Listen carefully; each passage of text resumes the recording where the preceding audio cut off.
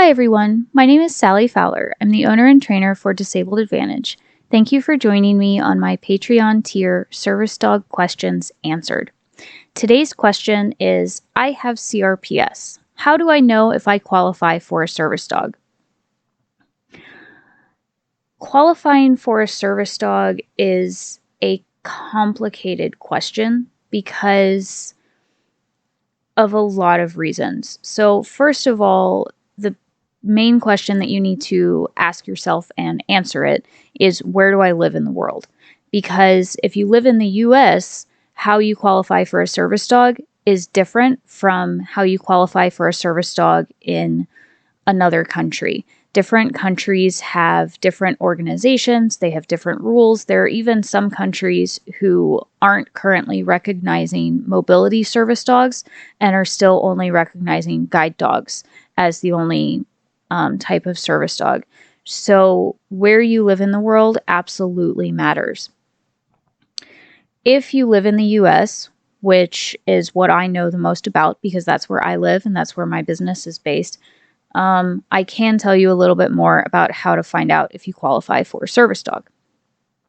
So, in the US, you have several options for partnering with a service dog if you are disabled. And I'm going to get to that in a moment. But the different options for partnering with a service dog are as written by or as allowed by the Department of Justice. You can go through a service dog program where they train a dog for you. You can owner train a dog by yourself, or you can owner train a dog with a professional's guidance.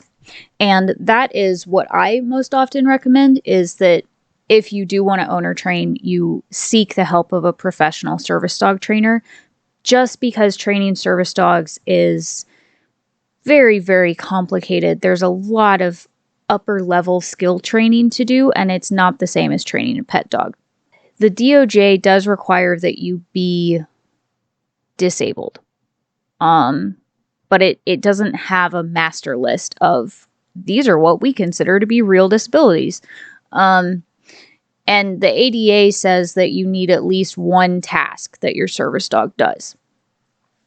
So how you qualify for a service dog seems to come down to however you're partnering with a service dog. Programs, so service dog programs or service dog organizations might require that you have a doctor's note or a formal diagnosis or some other proof of disability before they're willing to partner with you and help you get a service dog. And that sounds unfair and judgmental. And it can certainly come off that way for some of us with weirder or more rare disabilities like CRPS and EDS and fibromyalgia. But the reason, at least as far as I know, I can't verify this, I can't guarantee this because I have never worked for a service dog program. But being a business owner and thinking about it from a legal standpoint, they want to make sure, my guess would be that they want to make sure that service dogs are going to people who genuinely need them the most and that they aren't being sought out of fraud. That would be my guess. They want to make sure that the dog is going to somebody who genuinely needs a service dog, not somebody who just thinks it's cool that dogs can help with grocery shopping.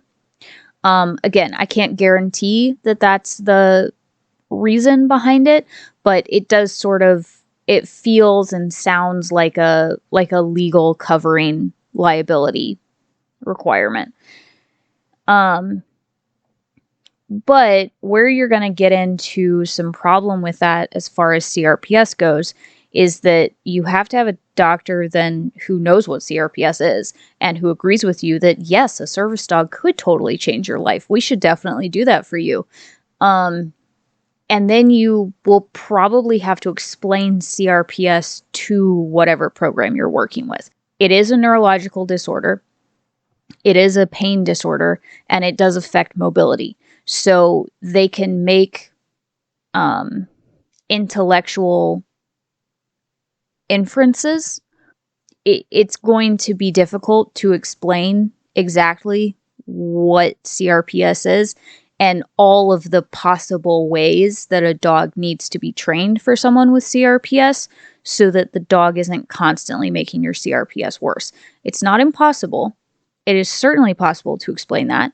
And that is one of the things that I help other CRPSers do is if you book a coaching session with me, I can talk you through how to teach people about CRPS, but you would need to know going in, I need a mobility dog. These people don't know what CRPS is, but it's okay. I need a mobility dog.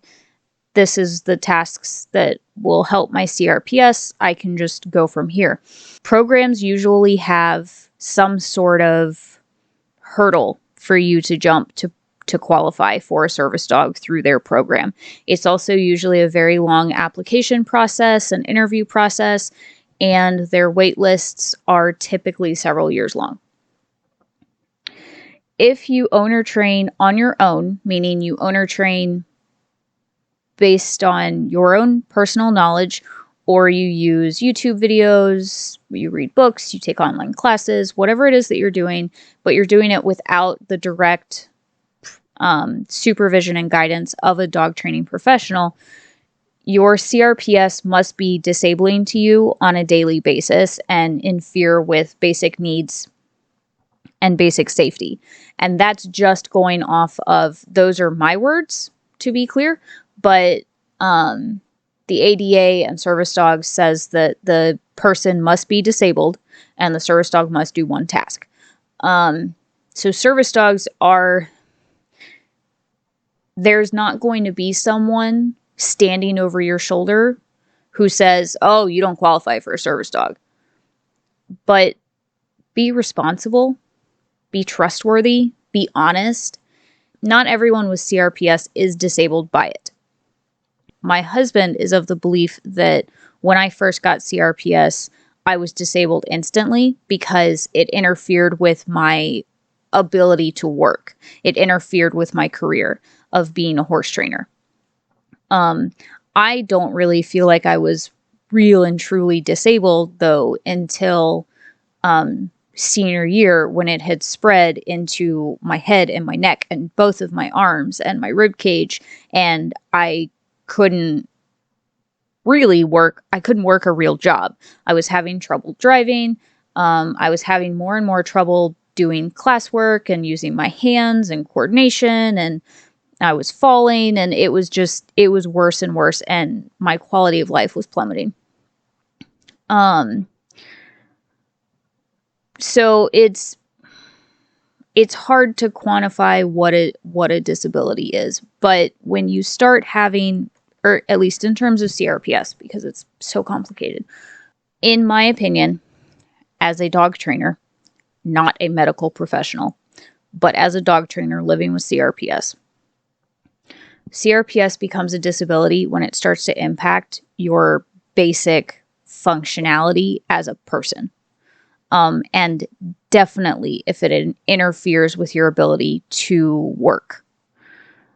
And that's a little weird because there are plenty of kids who are disabled by CRPS. So work is in there, but more so it's when it interferes with your daily life function. So things like getting out of bed, getting dressed, taking care of yourself, being able to make meals for yourself, being able to drive or not drive, being able to do hobbies or work or schoolwork.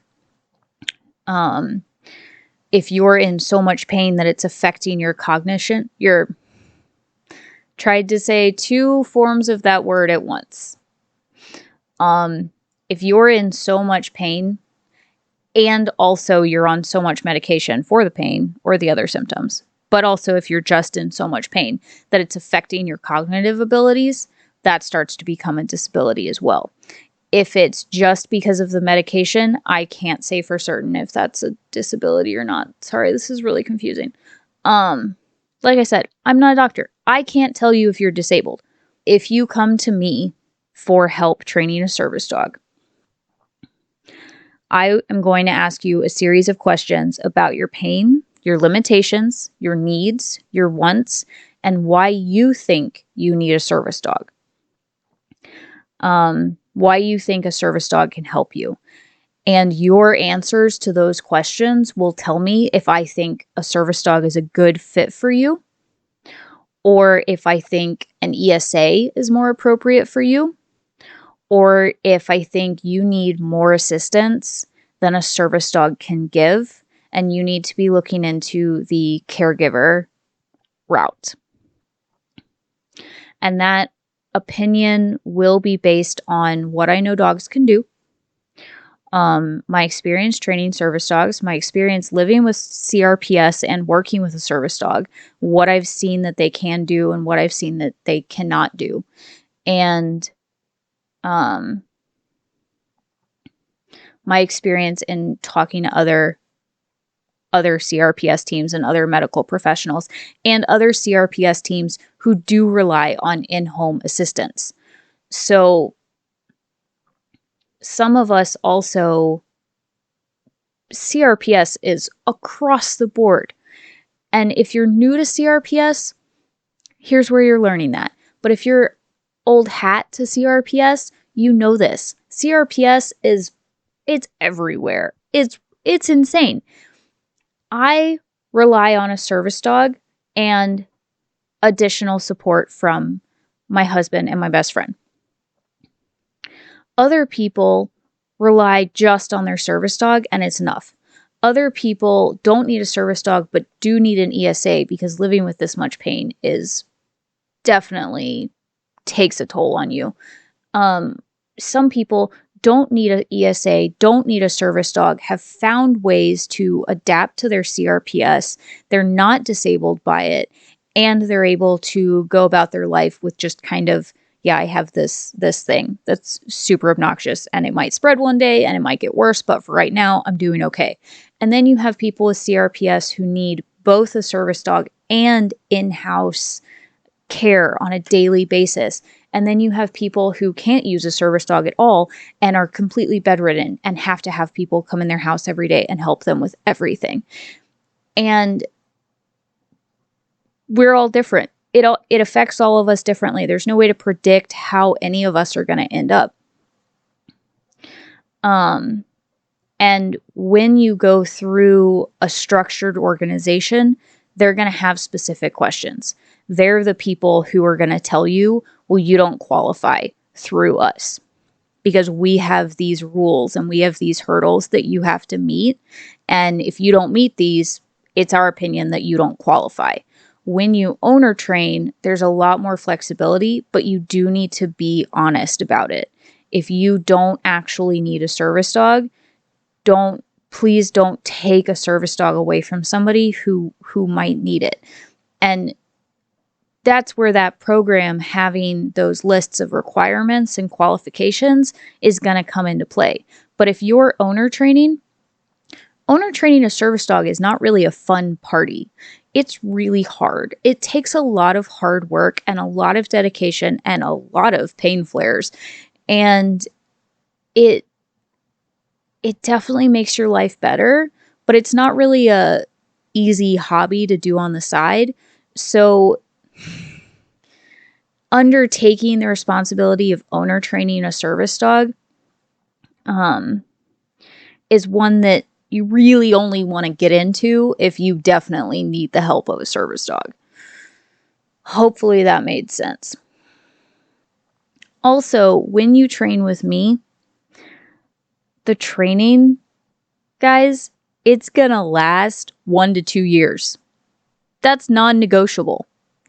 If you're popping in just to learn 1 or 2 tasks from me, it's gonna be shorter. But if you're coming to me and you are wanting help finding a dog, you're wanting help training your current dog, it is going to take 1 to 2 years. That is how I have set up my service dog program. So that's going to happen. We're in it for the long haul. We're in it to make sure that that dog works really, really well with you and you guys work really well as a team and you're going to reach all of your goals. And know what you're getting into. You're going to know the laws. You're going to be able to teach your dog things. You're going to work well together as a team. My training also includes a public access test. It's a very rigorous course. I will be able to look at information that you tell me and help you determine if it's a good fit for you. Answering the question of how do I know if I qualify for a service dog is a hard one to answer because I haven't talked to you yet. I'm going to tell you if I think you qualify to work with me. I'm not going to give you a note that says you're disabled that you can take somewhere else. It might be that you have CRPS. It's not disabling yet, but it is starting to interfere more with your day-to-day life. And that's where it gets kind of blurry and murky. And that's where I want to have a conversation with you, because you might be on the precipice of this turning into a full-scale disability, in which case, yeah, let's go ahead and train a service dog for you. And if it turns out that this dog doesn't need to be a service dog for you, maybe it's an at-home assistive device that maybe you don't need in public, but you do need at home, and it does improve your quality of life. And that's very blurry, and I know it is. But CRPS is not a cut and dry, yes, you're definitely disabled because you have CRPS. And CRPS is frustrating because it has daily aspects that are predictable, and then it also has sporadic aspects that are less predictable. I don't have a deep cold flare every day, but they are still debilitating when they happen. And I do still need assistance when they happen. I don't fall down every day, but I do still need assistance for when that happens. I do have severe pain, spasms, and tremors every single day. I do have muscle weakness every single day. So I do need that assistance for those things every single day. I hope this has answered this question. I feel like most of my questions about CRPS are just more confusing than they are clear cut. As always, my advice is please come talk to me. Please come have a conversation with me. I do free consults. If you want a longer conversation, which I recommend if you're new to this and you have a lot of questions, please book a coaching session with me. In a coaching session and in a free consult, but honestly, coaching session, we're going to have 2 hours of time. It's very, very worth the value of it. And you're going to be able to ask me all of your questions. I'm going to do my best to answer your questions. I can't tell you if you qualify for a service dog or not if I don't talk to you one-on-one, because I need to hear about your pain. I need to hear about your experience. I need to hear about your situation and what you're looking to improve. And only then will I be able to tell you if you qualify for a service dog and if you qualify for training with me. Thank you for listening to this question. If you have any questions about this answer, please send me a message through Patreon. Also, if you'd like to book a coaching session or a free consult, send me a message through Patreon. Thank you.